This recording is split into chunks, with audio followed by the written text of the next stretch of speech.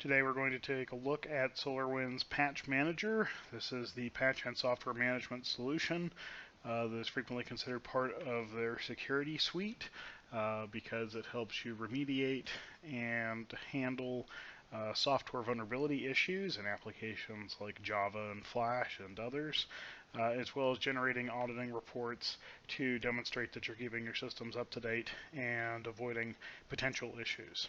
So we're going to take a look at what Patch Manager is. It's an extension on top of WSUS or SCCM, so you will be required to have one of those components in order to use Patch Manager. It uses those technologies as its distribution platform, and that's how software gets to your clients. It is a publishing tool to allow the creation of custom packages and for the distribution of third-party, meaning non-Microsoft products through those platforms. It is also an automation tool and a reporting tool. So publishing software and updates, the Patch Manager comes with a lot of catalogs out of the box. These are provided either by SolarWinds or by the vendors themselves. A breakdown of which patches and which pieces of software come from where is available on the SolarWinds website on the Patch Manager product page. Packages can be customized and new packages can be created with Patch Manager, including taking advantage of the package boot helper. So let's take a minute to go through publishing a package and demonstrate what that process looks like and show off how that would work.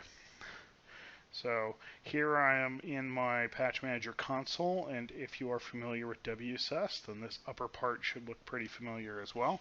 It's pulled right from the WSUS MMC. You can see I already have some updates that have been published, but we want to publish a new one. So I'm actually going to republish that Adobe one that was there at the bottom. So I'm going to refresh that just to make sure that it's gone.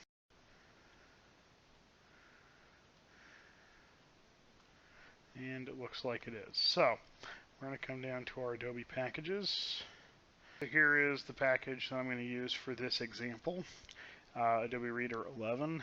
As you can see, this is an executable, and we've already defined, SolarWinds has already built out what command line arguments need to be sent, and has also built the logic into the package for when this package would be considered applicable, meeting the system requirements, as well as making sure that this is newer. In this case, we're checking a registry key to confirm that the version we're about to install is newer than what's already present on the machine, as well as how to verify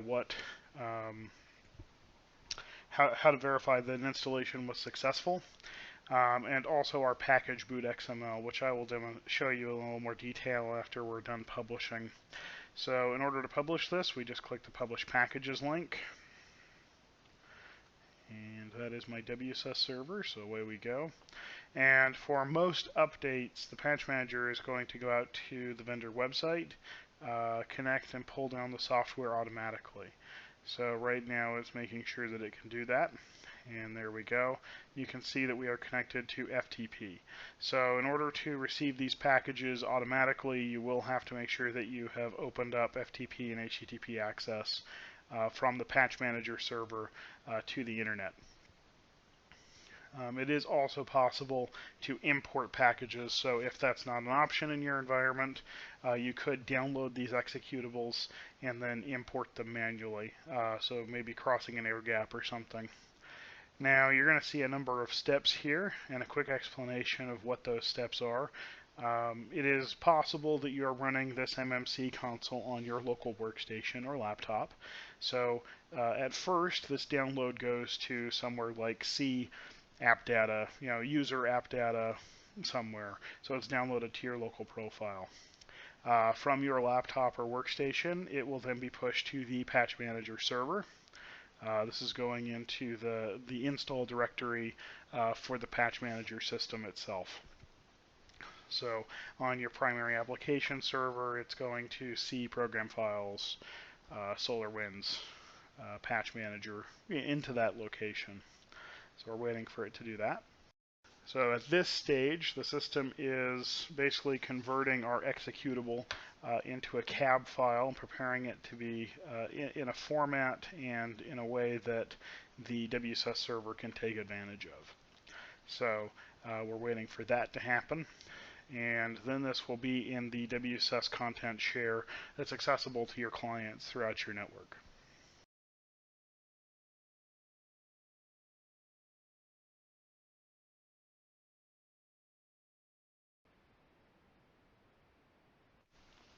Alright, so our publication has completed, and this list is going to refresh. Now the reason I didn't pull up the package root helper initially is that Patch Manager would want to download the package in order to show us all the details about it. So since we've already done that, once this refreshes and we can get in to edit the package, I can show you how Package Boot Helper works. Package Boot Helper is a tool that you can also use when you create custom packages to help make your installations more reliable. So if I edit this package, you'll see that unless you were to create a new package by clicking the new package link, you'd be presented with the same wizards and information. You can create the rules and the logic. Here this package has been told to use the package boot helper. And this will bring up the tool that lets us edit the XML file that drives the package boot helper. It's a little cleaner. But actions that it can take, for example, are terminating a process before an installation starts, handling files that are locked and in use, check for certain locations, and then terminate any processes using those files. And then the installer runs, and then afterwards you can add other actions like running a program or modifying a service. So you could include your own scripts or other information with your packages to apply license files or key settings, all using the package boot helper.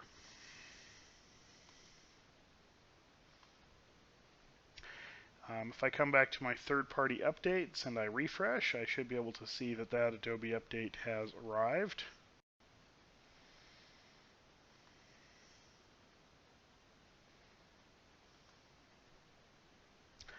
And there it is. So with any published third-party update, they behave just like Microsoft updates. If we compare this to my Microsoft update view here, you can see that I have approval statuses and the same information for my Microsoft updates, including is it uninstallable, is it exclusive, is it superseding or not. Those same details are included here. Is it uninstallable? Does it require user input? Is it superseded or anything? As well as a summary of how deployment in my environment is going. Just like any Microsoft update, I can approve or decline updates for specific groups. I can also deadline updates from here. All of this can be handled by tasks over here.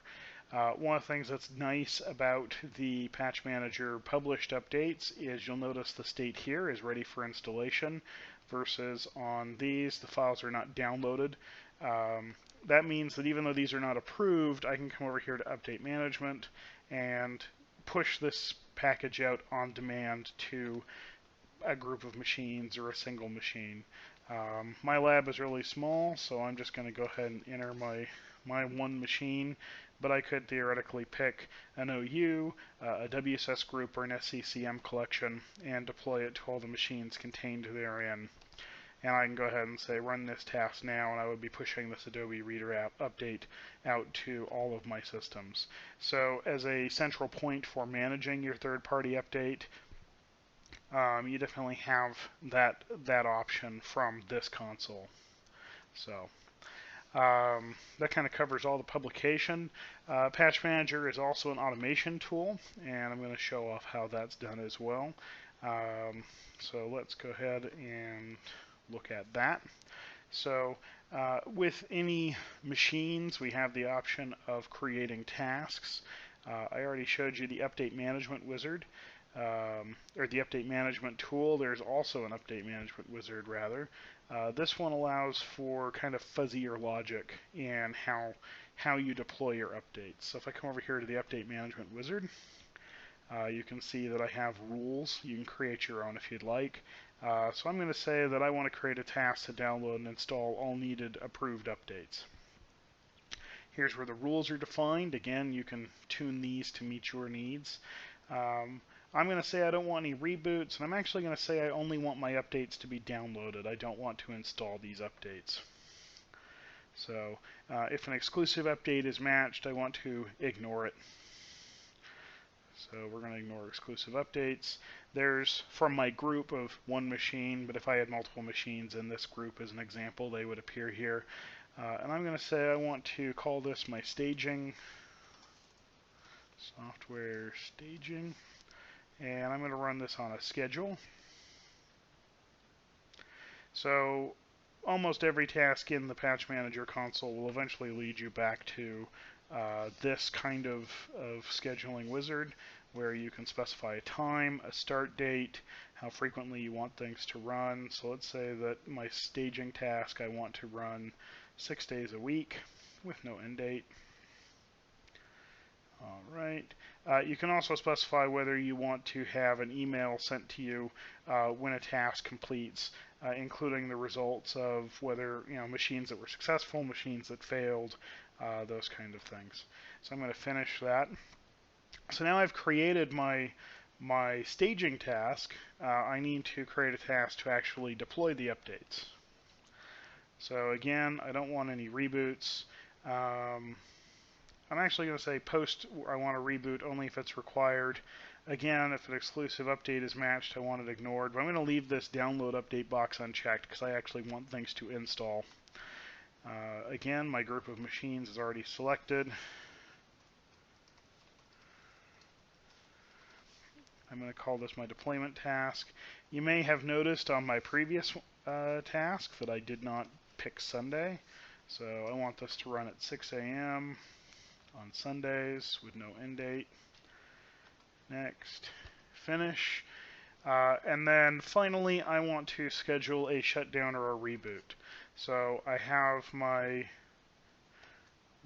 software being deployed at 6 a.m. on Sunday. So we're going to call this the scheduled reboot task. And I want it to run weekly on Sundays at, we'll say, noon.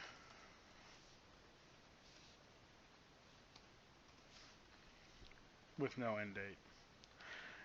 So just like that, I have automated the staging, deployment, and reboot of a group of machines.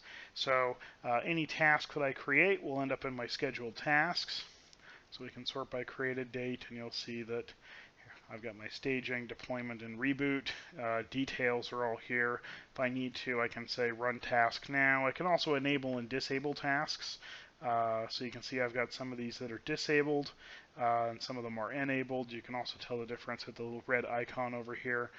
Any task that's currently running, for example, if I say this one, again, my lab environment, not all the tasks will actually work.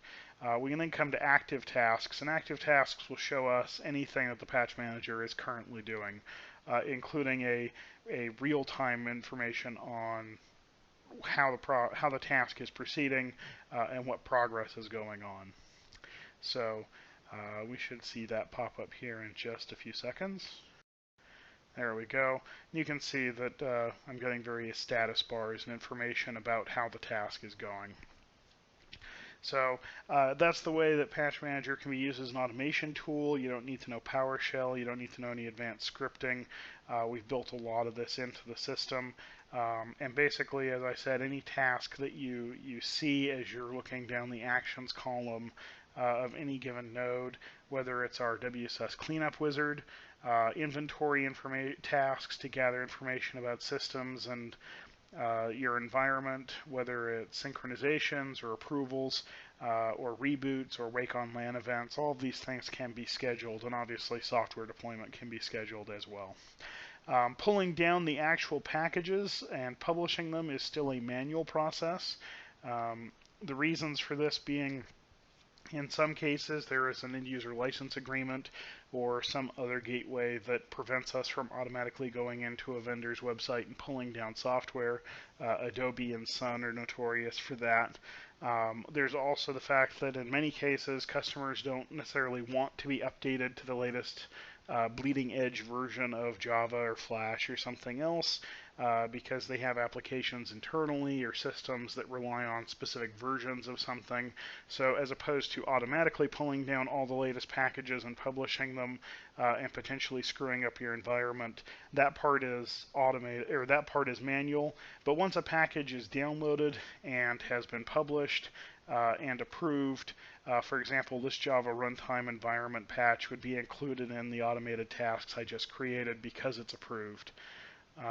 The Windows Update agent that is deployed on all Windows machines is pretty smart. And for example, your home computer, if you're running Windows 8, you've never run Windows Update and had it return Server 2003 patches because it's smart enough to figure out what applies to its given system. Those are what the rules that you saw on that Adobe update and on these other updates are actually accomplishing, is helping the Windows Update agent know whether something actually applies to a given machine, so you don't have to worry about software getting deployed and rolling back a version or getting deployed to a machine that doesn't need it. So this brings us to the reporting part of the Patch Manager solution. We have a lot of stock reports that are included, and more reports are shared through our THWACK portal. So all of these, again, can be set to run on a schedule and can be defined to show up in your email so that you don't have to log into the console to get that information. Reports will always appear under the reporting node, so we can come down here and look at the various kinds of reports that we have available out of the box. So, for example, on WSUS itself, we have reports about specific updates. So, just to show off what reports output looks like, here is all of the critical updates released in 2015 currently on my WSUS server. So we let the report run. And I get, a declined status. I get whether it's approved or not. I get if it's the latest revision, the severity. I also get which security bulletins things relate to. So I have, my report information. Reports can then be exported to a variety of formats and saved so they can be reviewed later. So you can pull up information about your WSUS environment. We can also do analytics. Again, my lab is really small, so information is not going to necessarily be as it would in a production environment. But a great report that we have is the computer update status approved but not installed. So theoretically, if you are approving updates for your environment, you want your machines to get them. This report can show you which machines are missing updates and what updates they're missing. In the real world, it is unlikely that you will get 0 records. However, that's kind of your goal, since that means everybody has everything that's approved. You can also look for reports, where specific Microsoft security patches failed to install. And in case you notice that these are from 2008 and you want to tune this, it's easy to edit a report, bring up our editor and change the criteria. So maybe instead of 0867, I want 1594. And I could edit these other 3 and then save that as a new report that looks at specific updates for this year and gives me a status on all the machines that have failed to pull that down. From our configuration management reporting, we can do things like software counts. Again, some of these are a little dated, but they're provided as templates, so you can obviously tune these to look for things like Office 2010 or 2013 or a newer version of Adobe Reader. But pulling in software counts can be useful for helping you maintain license compliance. Make sure that you haven't gone over your license for Adobe Acrobat Professional in your environment, for example. We can also pull various pieces of system information. Again, this is all collected via WMI from the Patch Manager server, so no agents are required for this. But we can pull things like CPU, memory, BIOS version, manufacturer, time zone, all those things. So for example, here you can see my very small lab. I've got a machine with 4 gigs of memory and 1 CPU, and it's running on Hyper-V as a virtual machine. So, and again, all of these can be scheduled and have them sent to your email. Installed programs and features is another example. This is not limited to software that is pushed through the Patch Manager interface. It's, again, using WMI to query the MSI service on a given machine. So you could sort by computer name and then look at everything installed on a particular computer. You could also sort by display name and then get a breakdown of all the machines that have a specific piece of software. So in a real environment, you might run this report, sort by display name, see that you've got 14 version of Java in your environment, and that helps you create to-do lists and tasks to bring them all up to the same version, or determine why it is you have some machines that are outdated, help address and remediate any vulnerabilities there. From a auditing standpoint, you can also run the task history reports to demonstrate to auditors that you are, maintaining your updates and helping deploy software. And as I said, all of these can be scheduled. So if I come to my scheduled tasks, you'll see that I have some reports that are scheduled. If we look at the properties for this, you'll see that we're set to export the results as an Excel spreadsheet. I call it to-do list with a date and file on the file name, and then send an email out to somebody to get it administered. You could customize the reports by IP range or host name or partial host name. So if you have a workstation group and a server group and a different server group and they all have to maintain updates on their machines, you could have them each receiving a custom report focused just on their particular machine, so they aren't seeing each other's data, but so you can also help hold them accountable for if updates are getting done on time. So that's the reporting component of the Patch Manager tool. Patch Manager can be distributed. WSUS out of the box has the capability of doing upstream and downstream servers as well as replica servers. Likewise, Patch Manager can have secondary servers. These don't require their own license. They are part of the same deployment as your primary server, but it can be useful in scenarios where you have a DMZ or a remote site. Perhaps you don't want to open WMI ports through that firewall or over that link. So instead, you only need to open a single TCP port 4092 between the primary server and all the secondary servers. Primary servers will send instructions to the secondary servers, have them do the work, like the WMI queries or deploying software, and then report back on if something is complete. Here I have some of the commonly asked questions. I'm not going to read these, but you're welcome to pause the video at any point and look at them. So hopefully this will address some of the more common questions that I get doing demonstrations.